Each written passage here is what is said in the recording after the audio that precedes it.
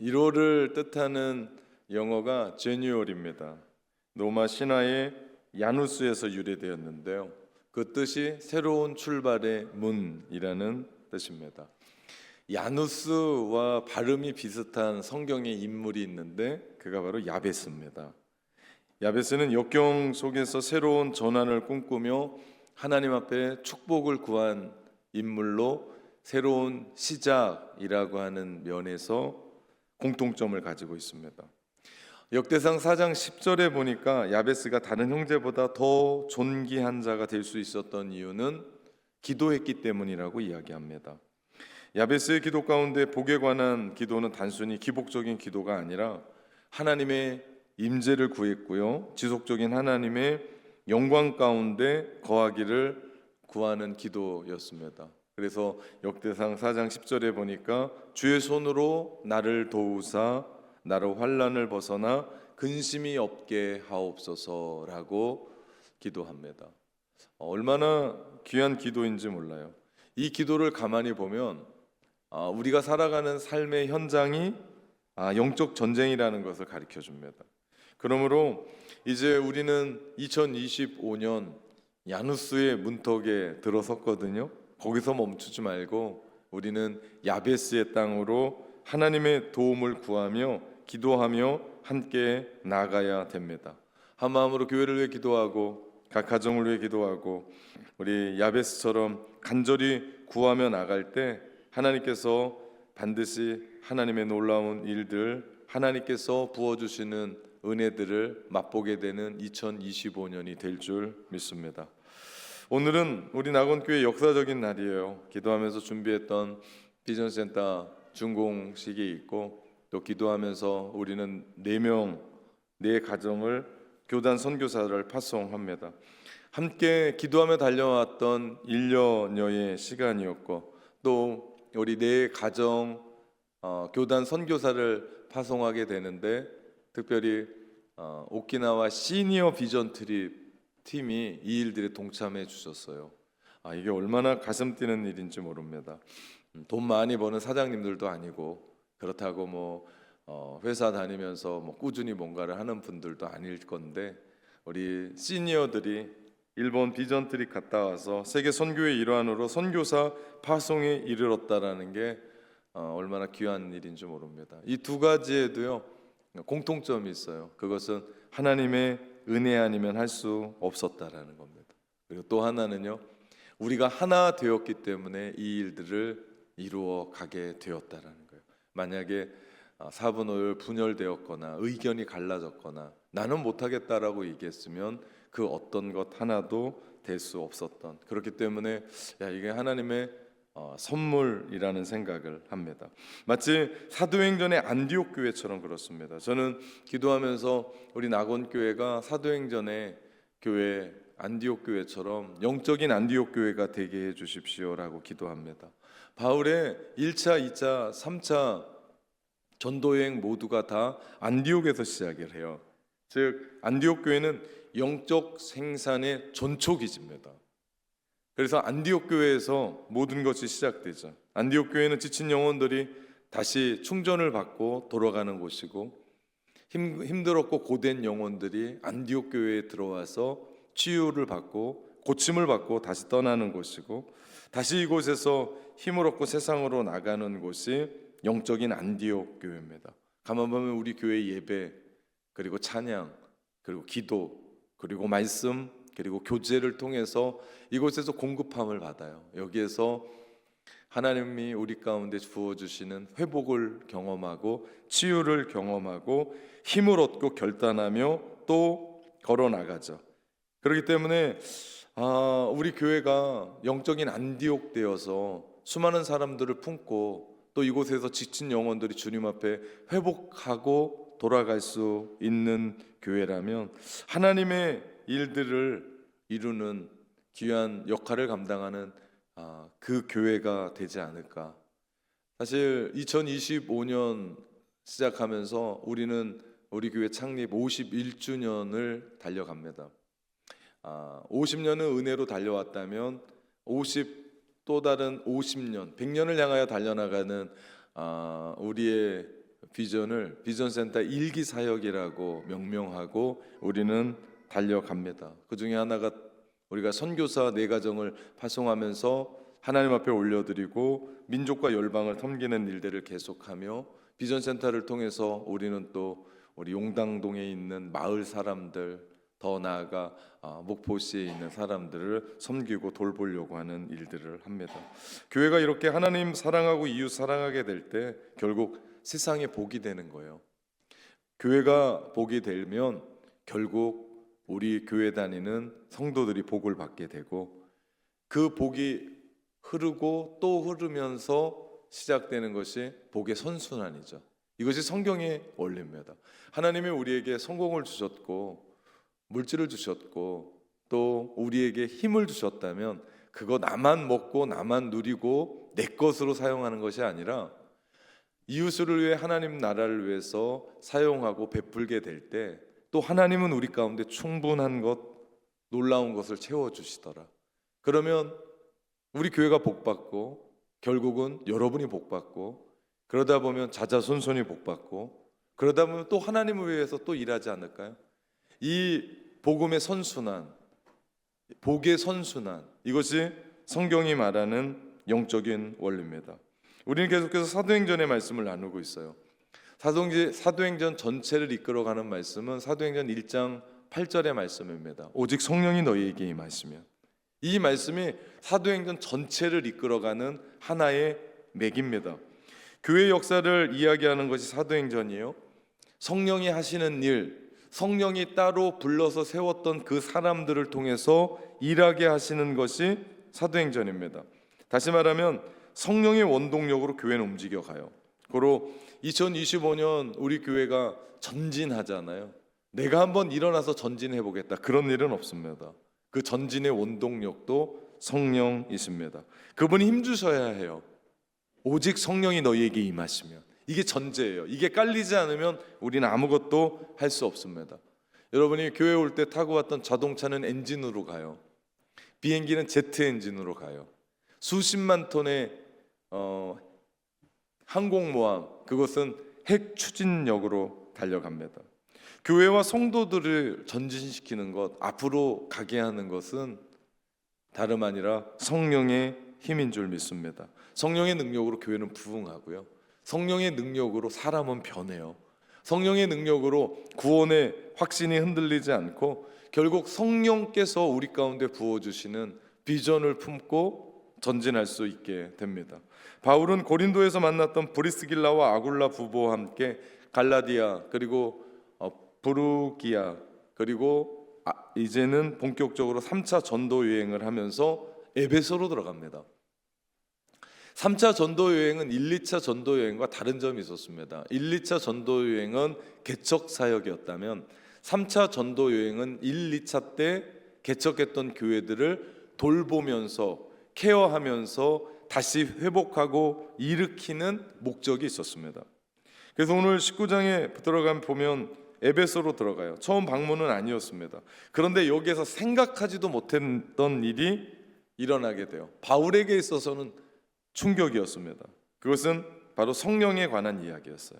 사도행전을 말하고자 하면 성령이 움직여가는 행전, 그래서 사도행전에 별칭이 몇 가지가 있는데 그 중에 하나가 성령 행정이었습니다.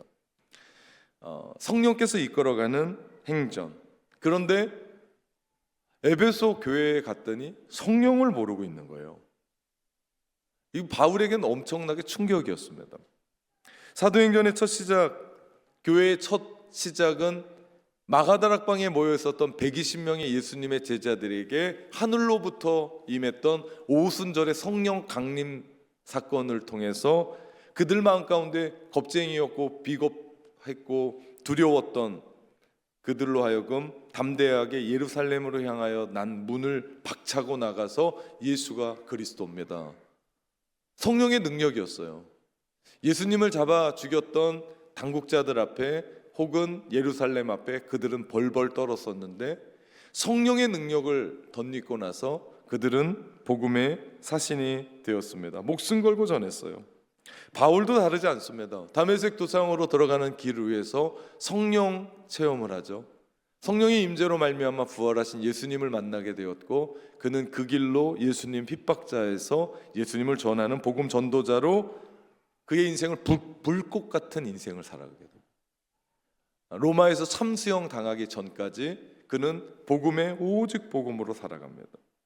그런 사도들과 바울이 가는 곳마다 복음을 전하고 교회를 세우면서 그들이 전했던 것이 무엇이었겠습니까? 한 가지였을 겁니다. 성령이었을 거예요. 그런데 1, 2차 선교 여행을 끝내고 3차 때 돌봄의 사역을 하려고 에베소에 들어갔는데 이게 웬일입니까? 성령을 모르고 있는 거예요. 에베소에서 바울의 일행은 알렉산드리아 출신인 아볼로를 만납니다.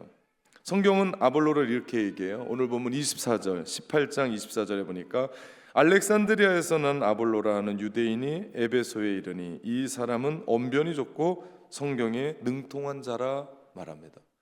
알렉산드리아 출신의 아볼로라고 얘기한 건 알렉산드리아가 학문의 깊은 도시였어요. 특별히 수사학으로. 이 수사학은 글을 쓰거나 말을 할 때 사람들을 설득할 수 있는 하나의 학문입니다. 그러니 그가 언변이 좋고 말을 잘할 수 있었던 건 그가 그렇게 똑똑하게 일찍이 배웠던 거예요. 그 학문에 능했고 일찍부터 주의 도를 배워서 열심히 주의 일을 했던 사람이 아볼로였습니다. 그는 예수님에 관해서 관심이 많았던 유대인이었습니다. 교회에서 성경도 가르쳤습니다. 주의 일을 감당했던 사람이었어요. 그가 에베소의 지도자가 된 겁니다. 여기까지는 좋았어요. 문제가 없었습니다. 그런데 오늘 보면 18장 25절에 보니까 그가 일찍이 주의 도를 배워 열심으로 예수에 관한 것을 자세히 말하며 가르치나 요한의 세대만 알 따름이다 라고 얘기합니다. 예수님을 알았어요. 근데 그는 요한의 물세례만 알았지, 요한이 그렇게 이야기했던 내 뒤에 오시는 분은 나는 감당하지 못할 뿐입니다. 나는 물로 세례를 줍니다. 그러나 그분은 불로 세례를 줄 겁니다 라고 하는 성령 세례에 대해서는 무지했던 사람입니다. 그는 이미 예수님에 대해서, 예수님의 십자가에 대해서 알고 있었습니다. 어떻게 사시고 어떻게 죽으셨고 어떻게 부활하신 것쯤은 알고 있었어요. 그는 알렉산드리아 출신답게 예수님에 대한 교훈을 받았고 그분의 삶에 자신의 삶을 걸고 그리고 감동받은 그 예수님의 말씀을 전하기를 시작했어요. 그런데 문제는 요한의 세례밖에는 알 수가 없었다라는 거죠. 성령에 대해서 몰랐습니다. 우리도 이렇게 신앙생활하면서 실수할 때가 있습니다. 속담에 서당계 3년이면 풍어를 엎는다라고 얘기를 해요. 신앙생활도 마찬가지예요. 3년여 교회 다니다 보면요, 모르는 게 없어요. 교회가 어떻게 흘러가고, 이때쯤이면 이거 하고, 이때쯤이면 이렇게 하고, 회의는 이렇게 움직여가고, 이때쯤이면 누군가가 이렇게 얘기해야 되고, 예배도 그렇게 움직여가는 것을 봅니다. 교회의 특징과 교회의 행정과 구조는 잘하는데 성령이 움직여가는 그 속에 면밀히 들어가 있는 보이지 않는 부분들을 보면 그 사람은 어느 정도는 수준으로 성장을 하는데 그 이상은 없어요. 교회 다니면서 성장을 하지 못하니까 성숙은 없게 돼요. 어떤 사람을 안다라고 이야기할 때요, 우리는 참 많이 정보력에 의지를 해요. 어떤 분이 저를 잘 안대요. 낙원교회 목사고, 그리고 그 토요일이면 아침에 극동방송에 출연하고, 그리고 목포에서 이런저런 일들을 해가고, 그리고 전화번호를 알아서 전화번호를 입력했더니 카톡 친구로 뜨고, 그러니까 그분이 저를 친구로 알아요. 근데 사실은 저는 그분을 잘 모르거든요. 무슨 얘기입니까?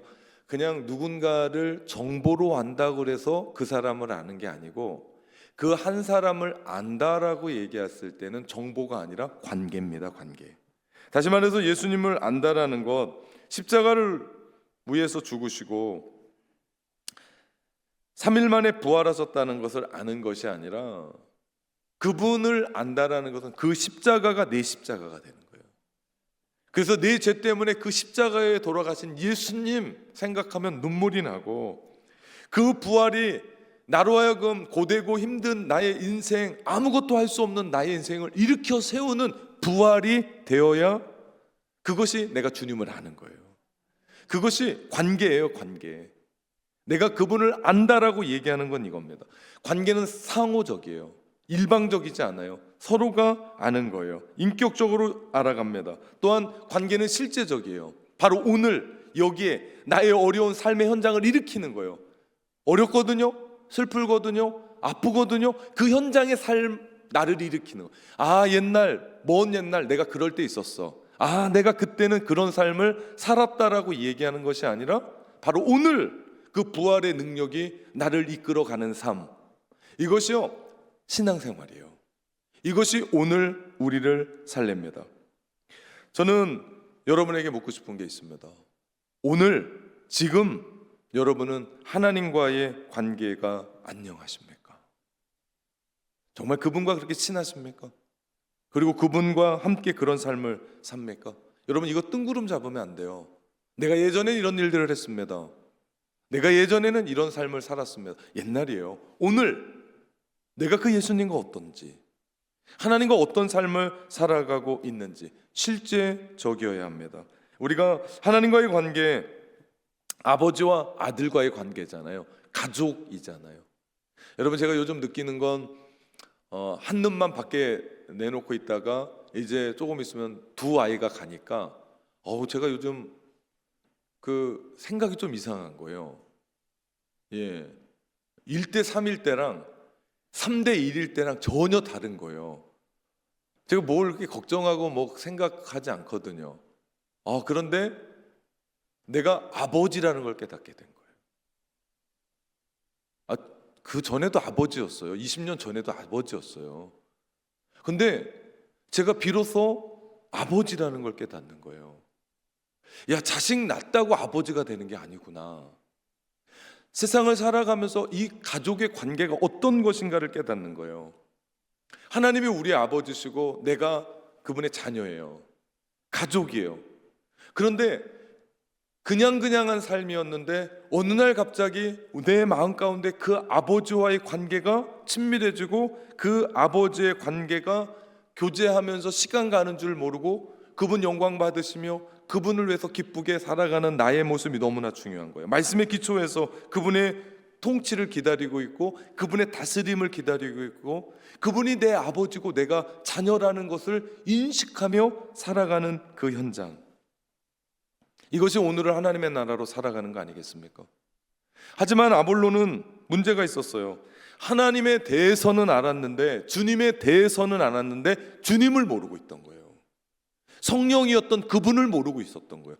주님에 대한 외적인 부분, 그분이 우리를 위해 죽으셨다더라, 그분이 우리를 위해 부활하셨다더라, 그분을 믿으면 구원 받는다더라 라고 하는 대해서는 알았는데 그분이 내 안에 없는 거예요. 그분과 함께 교제하고 살지 못하는 거예요. 그분이 실제가 돼서 내가 오늘 밥 먹는 그 숟가락을 뜨는 그 힘을 주시고 오늘 나로 하여금 눈이 반짝반짝하면서 비전의 길을 걸어가게 하셨던 그 삶을 모르고 있었던 거예요. 세례 요한이 얘기했던 물 세례만 알고 성령을 모르고 있었습니다. 물 세례는요, 주님을 나의 주님으로 인격적으로 모실 때 받는 세례예요. 많은 사람들한테 나는 이제 변화됐습니다, 나의 소속은 변했습니다, 나는 이제 하나님의 자녀입니다, 나의 정체성과 나의 소속이 바뀌었다라는 부분들을 모든 사람들에게 물 세례를 통해서 이전에 나는 죽었습니다 라고 선포하는 거예요. 그런데 이것만 알면 안 돼요. 그것은 세례 요한이 나는 물로 세례를 주거니와 내 뒤에 오시는 이는 불로 세례를 주는데, 이 성령 세례를 우리는 알아야 됩니다.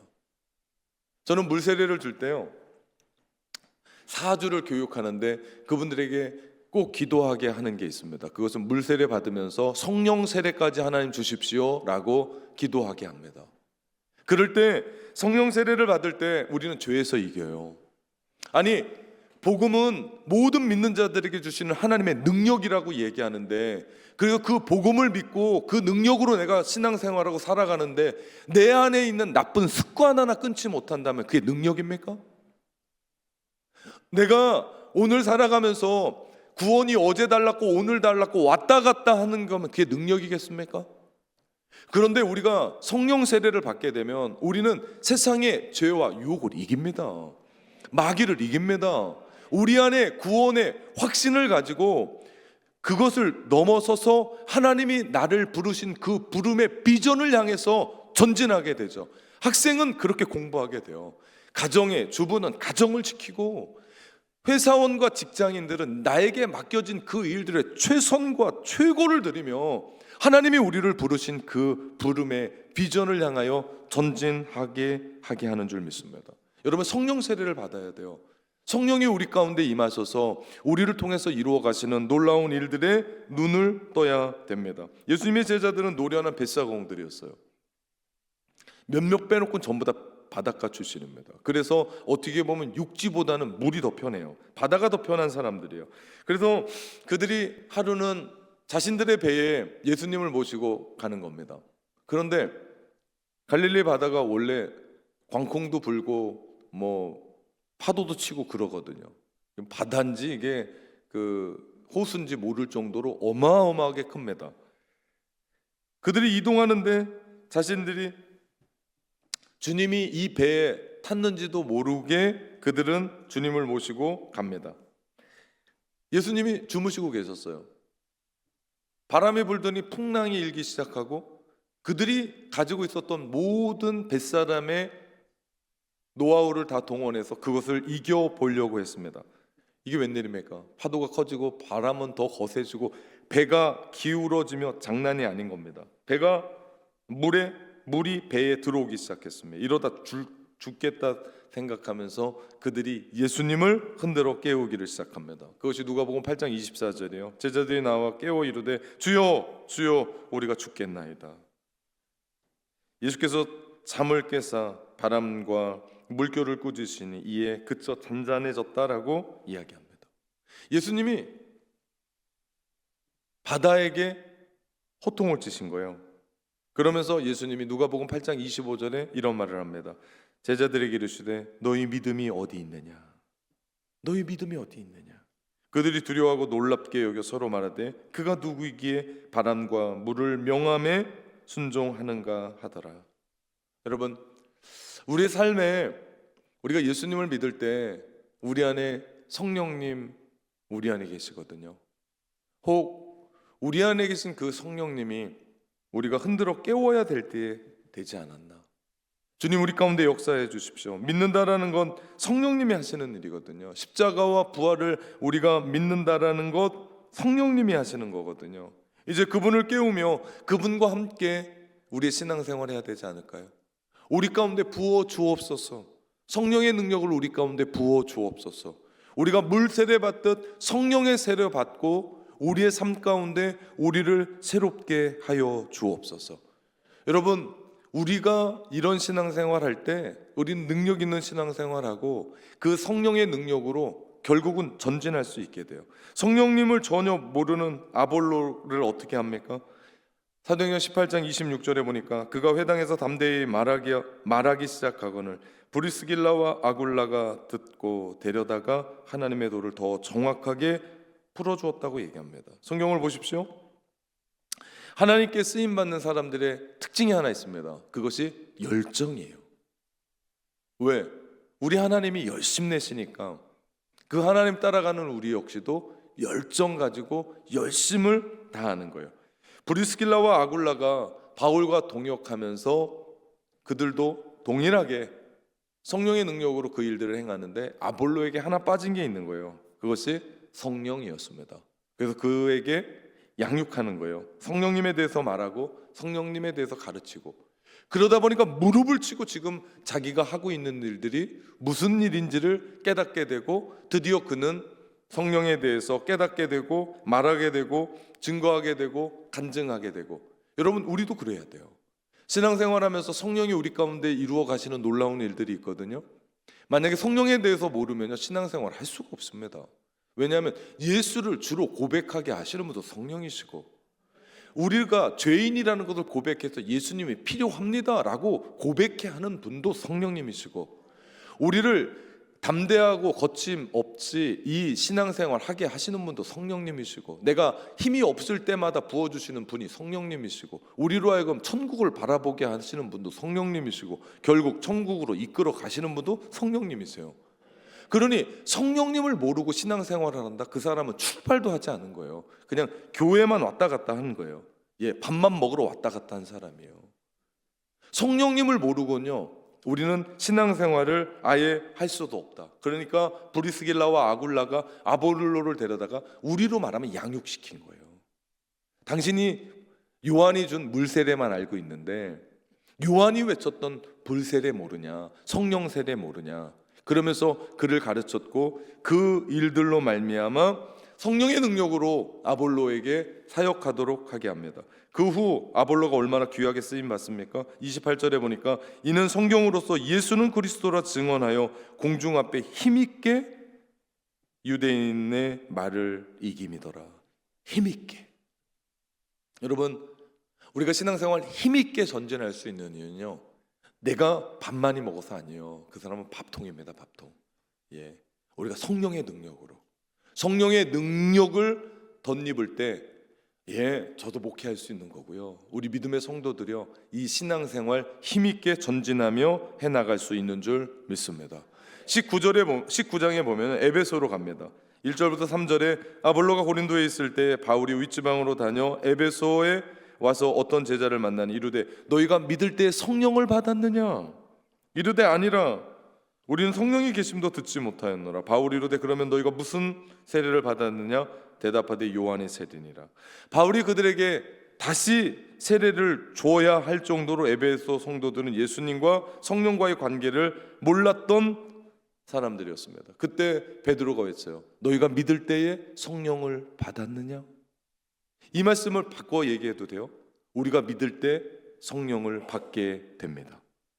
성령님으로 말미암아 성령을 너희가 성령의 능력으로 어떤 변화를 맛보았느냐라는 얘기예요.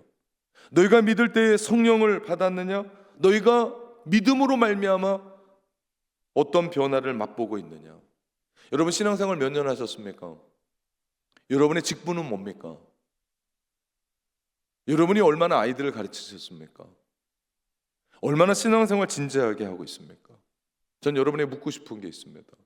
신앙생활하면서 여러분은 얼마나 변하셨습니까? 어떻게 변하셨습니까? 무엇이 구체적으로 나의 삶을 바꾸었습니까? 우리가 누구든지 예수님을 믿고 영접하면 그리스도인이 돼요. 믿을 때 성령님이 우리 가운데 오셔서 우리의 주인이 되시고 우리의 구주가 되시고 우리의 모든 것이 되시죠. 한순간이에요. 이 설교를 들으며 마음 문을 열 때 주님이 우리 가운데 들어오셔서 우리의 마음에 좌정하시고 우리의 모든 삶을 이끌어 가시는 줄 믿습니다. 짐 그레함 목사님이 있어요. 그분의 간증 중에 한 부분입니다. 그분은 그 유명한 바클레이 밑에서 수학한 분이에요. 우리 바클레이 주석이 되게 유명하거든요. 그 밑에서 공부했던 지성인입니다. 큰 교회를 담임했던 12년 동안 목회했었던, 목회 참 잘했던 분이에요. 어느 날 목회하면서 그의 마음 가운데 뭔지는 모르는데 사모함이 마음 가운데 있는 거예요. 그런 어느 날 어떤 모임에 가서 무명의 젊은 목회자를 만났는데 자기가 부끄러운 거예요. 대화하면서 자기가 뭔가가 부족하다는 걸 느낀 거예요. 그러면서 자기 마음 가운데 불릴 듯 잃었던 그 사모함이 그에게 있는 걸 본 거예요. 그런데 이 짐 그레함 목사님은 유명한 분이었고 무명한 그 젊은 사람에게 묻기가 민망한 거예요. 창피한 거예요. 부끄러운 거예요. 그래서 묻지를 못했어요. 그 일이 있고 난 어느 날 이분이 설교 준비하면서 기도하는데 자신이 비참함이 몰려온 거예요. 자긴 다 갖고 있어요. 세상 사람들이 갖고 있지 않는 거 다 갖고 있어요. 목사로서. 교회도 큰 교회 목회하고 있어요. 그런데 주님을 묵상하고 기도하는데 자기 마음 가운데 비참해서 견딜 수가 없는 거예요. 그러면서 그렇게 기도하는 그 순간 하늘문이 열리며 오순절에 내렸던 성령의 능력이 기름 붓듯이 그에게 역사하기 시작합니다. 그러면서 그가 한없이 눈물을 쏟고 자기가 얼마나 교만했고 자기가 얼마나 율법적이었고 자기가 얼마나 인간적인 것을 보면서 오랜 시간 성령님과 함께 시간을 보내면서 그분이 완전히 변했어요. 그러면서 그분이 여러 차례 한국의 집회에 오면서 한국 교회가 얼마나 성령으로 뜨겁습니까? 그분이 이 이야기를 전달합니다. 그러면서 얘기해요. 분명히 내가 말할 수는 없는데 내가 변했습니다. 뚜렷하게 내가 이거라고 얘기를 할 수는 없는데 내가 변했습니다. 달라졌습니다. 여러분, 교회 얼마나 오래 다녔냐 중요하지 않습니다. 얼마나 큰 교회 목회하냐 중요하지 않습니다. 내가 어떤 직분을 가지고 있느냐 중요하지 않습니다. 중요한 것은 너희가 믿을 때 성령을 받았느냐, 너희가 믿을 때 성령으로 얼마나 변화됐느냐, 너희가 믿을 때 하나님이 너희를 통해서 하시는 일이 무엇인가. 오늘 본문 말씀에 6절 7절에 보니까 바울이 그들에게 안수하며 성령이 그들에게 임함으로 방언도 하고 예언도 하니 모두 12사람쯤 되니라. 여러분, 구분이 되십니까? 요한의 물세례로 머물러 있어는 안 돼요. 한 단계 더 올라가야 돼요. 한 단계 더 서야 돼요. 성령의 세례를 받기를 사모하십시오. 이성과 상식을 뛰어넘어 정보에 머무르지 말고 그분이 나를 위해 죽으셨대, 그분이 부활하셨대, 그분이 성령으로 오셨대, 그분에 대해서 알지 말고 그분을 영접하십시오. 그분을 모시십시오. 그분으로 2025년 전진하십시오. 성령님은 하나님의 영이십니다. 그분이 여러분 안에 계시오. 그분을 깨우십시오. 그분을 초청하고 그분과 화해하고 그분과 교제하십시오. 상호적으로, 실제적으로 우리의 삶에 친밀하게 사모하십시오. 그렇게 전진하는 겁니다. 그래서 2025년 성령과 함께 성령의 충만함으로 1%씩 전진하는 여러분 되시기를 주님의 이름으로 축원합니다. 사랑하는 성도 여러분, 그리고 교사 여러분, 담대하게